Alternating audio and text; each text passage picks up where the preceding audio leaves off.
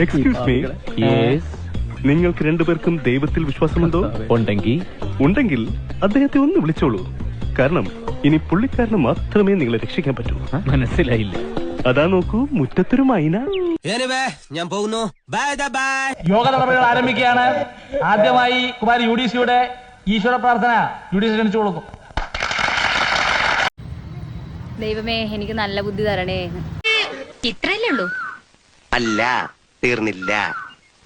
തന്നോട് വഴക്കിടാനായിട്ട് ഇടവരുത്തരുതേ. ഓ God, you again? വീണ്ടും നിങ്ങളോ?